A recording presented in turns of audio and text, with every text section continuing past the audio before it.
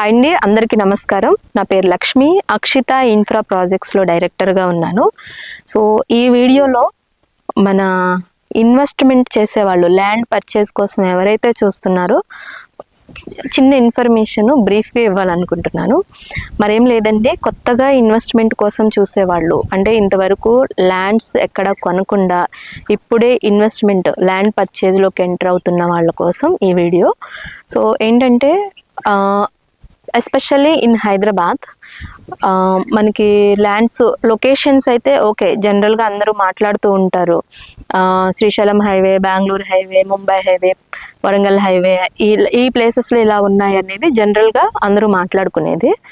అయితే హైదరాబాద్లో చూసుకుంటే ప్రజెంట్ ఇన్వెస్ట్మెంట్కి ఏది బాగుంది, ఏ హైవే బాగుంది, అట్లాగే ఏ హైవేలో ఎంత ప్రైజెస్ ఉన్నాయి యావరేజ్న, అలాగే ఏ హైవే డెవలపింగ్ స్టేజ్లో ఉంది అనేది కూడా తెలుసుకుంటే మనకి కొంచెం సేఫ్ సైడ్ ఇన్వెస్ట్మెంట్ చేసినట్టు ఉంటుందనే దానికోసం తెలియడం కోసం ఈ వీడియో చేస్తున్నాను.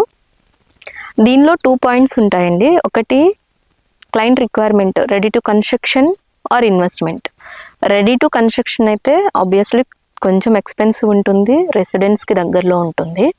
ఇన్వెస్ట్మెంట్ చూసుకుంటే కనుక మనం చూసుకోవాల్సింది డెవలపింగ్ స్టేజ్లో ఉన్న లొకేషన్స్ చూడాలి. అంటే ఆల్రెడీ ఆ పీక్ స్టేజ్కి వెళ్ళిన లొకేషన్స్ ఇన్వెస్ట్మెంట్కి పనికిరావు. ఎందుకంటే మనం ఆల్రెడీ మ్యాక్సిమం సాచురేషన్ స్టేజ్కి వెళ్ళే ప్రైస్ అక్కడ పెట్టాము అని అంటే మనం రిటర్న్స్ పొందేది చాలా తక్కువ పర్సంటేజ్ ఉంటుంది. సో దానికోసం డెవలప్ అవుతూ ఉన్న లొకేషన్స్లో రీజనబుల్ ప్రైస్లో ఇన్వెస్ట్ చేసుకోవడం అనేది కరెక్ట్ అయిన నిర్ణయం.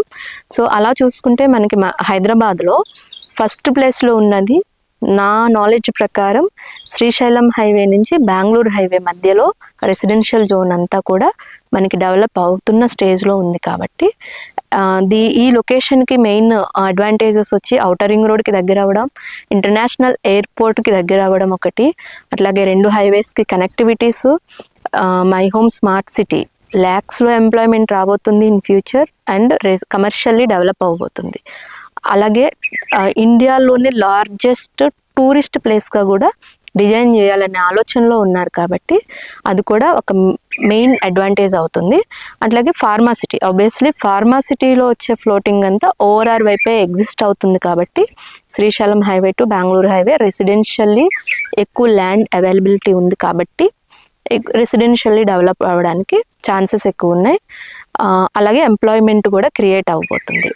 సో సెకండ్ చూసుకుంటే మనం ఇక్కడ ర్యాంకింగ్ ఇవ్వడం కాదు, ఫ్లోటింగ్ ఎలా ఉందనేది చెప్తున్నాను.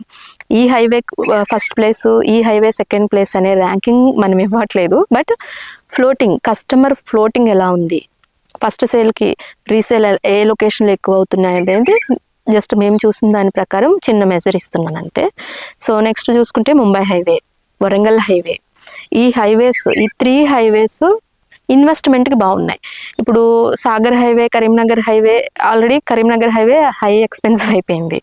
సో సాగర్ హైవే ఇవి చూసుకుంటే ఫ్లోటింగ్ తక్కువ, రెసిడెన్షియల్లీ ఉండాలనుకునే వాళ్ళు ఎక్కువ, బట్ దానికి టైం పడుతుంది.